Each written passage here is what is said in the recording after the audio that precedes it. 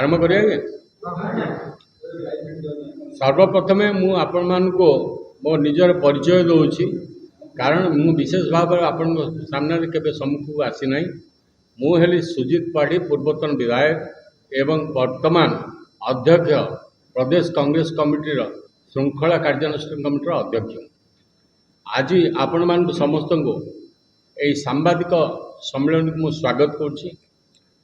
सांबादिक सम्मेलन डाकिबार मुख्य उद्देश्य है गत काली जेभली भाव में विधानसभा राज्यसभा निर्वाचन रे क्रॉस भोटिंग हला एवं दलीय हुई न मानी विभिन्न भाव विरोधी दल प्रार्थी को भोट देले से संपर्क में निष्पला जे मोहना विधायक श्री दासरथी गमांग सानखेमुंडी विधायक श्री रमेश जेना एवं कटक बारवाटी विधायिका सफिया फिरदोस को दल गतकाली तुरंत दलरू से निलंबन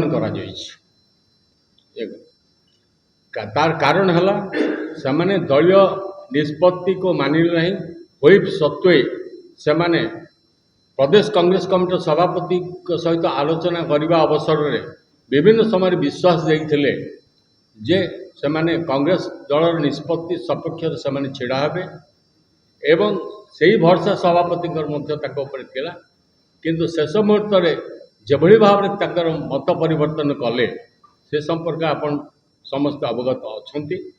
तेणु दलर श्रृंखला दृष्टि दल एभली को निलंबन करने को बाध्य। ता सहित आउ गोटे सूचना देवाई मुझे चाहूँगी जे कटक नगर सभापति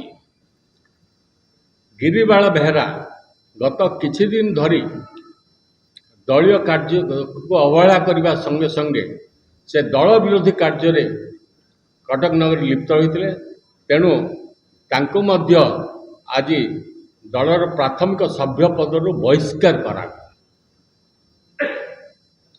बर्तमान आपण को अरविंद बाबू।